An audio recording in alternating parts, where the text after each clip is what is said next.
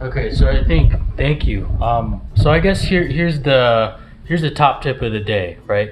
If you want to get the best possible care, with the least amount of trouble, for the most amount of value for your money, right, at the best price. Right. It sounds like, right, because right now we're running between the raindrops, really. Sure. Right, it's like insurance companies don't really respond to you.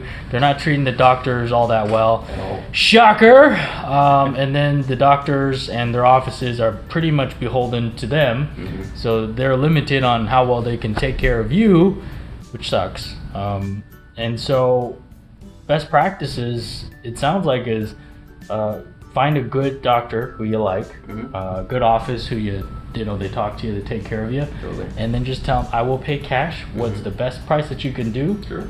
And chances are, they're still gonna get paid more than what the insurance company would have given them. And in return, they're going to give you more services and more attention than you would have gotten with your insurance plan, no matter how good it is, right? The maximum I've ever seen for a dental plan for annual deductible is $2,500. Sure. I have never ever seen anybody's higher.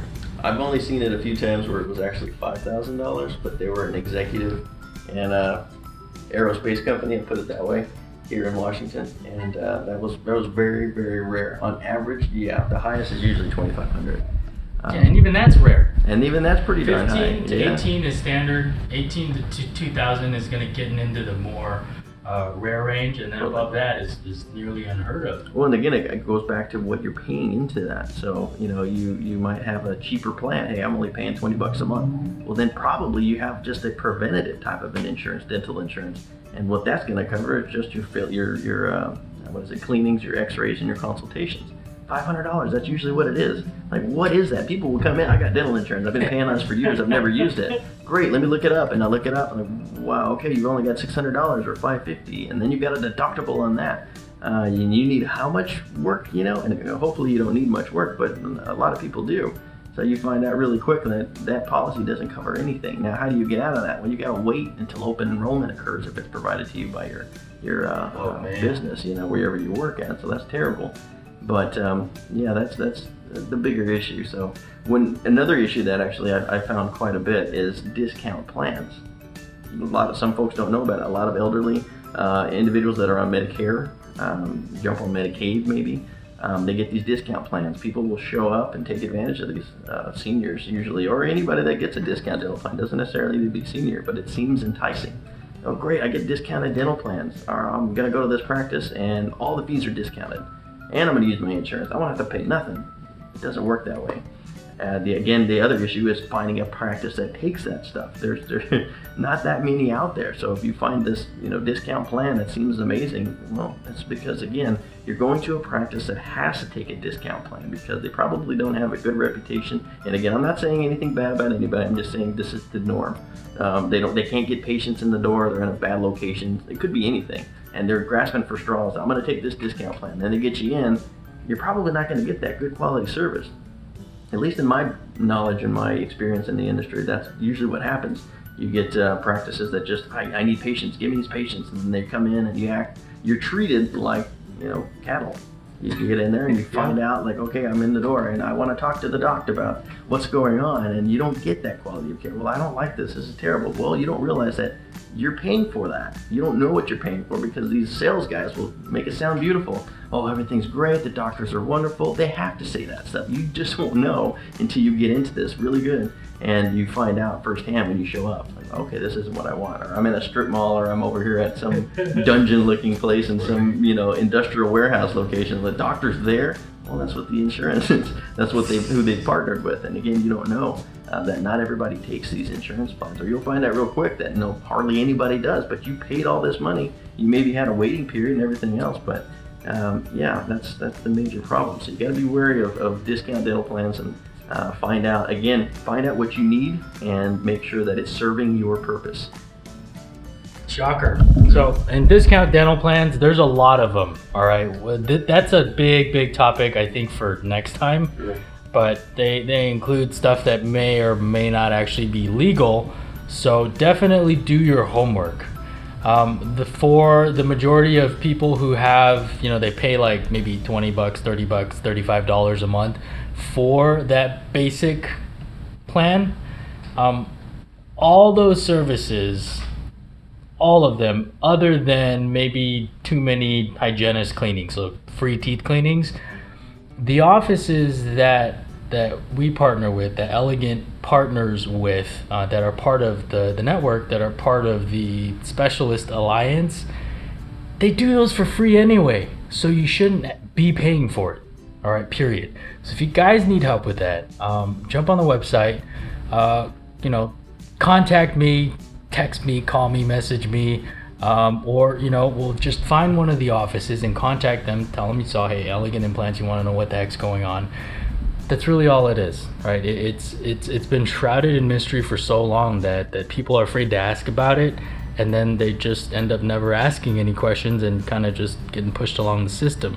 Right. I have a suspicion, and don't hate me too hard on it, but I've got a suspicion that on the medical side, when you pay for insurance, we do know that dental care is an afterthought. So anything that you do pay for dental, more than likely is just icing on the cake. Right? It's extra money for them, because whether you use it or not, most people don't. So before you pay for something or wrap it into your big old policy, take a look at it, right? Review it in depth, ask questions, call them. I know open enrollment's really, really tight, but call them, and then if at all possible, run between the raindrops, like we said, right? Save up your money, get that best care that you can for the best value and with less money, right? Versus a hard capped per year treatment plan that basically gets you very minimal care and then gets your dental office lots and lots of patients, and nobody's getting the care that they deserve.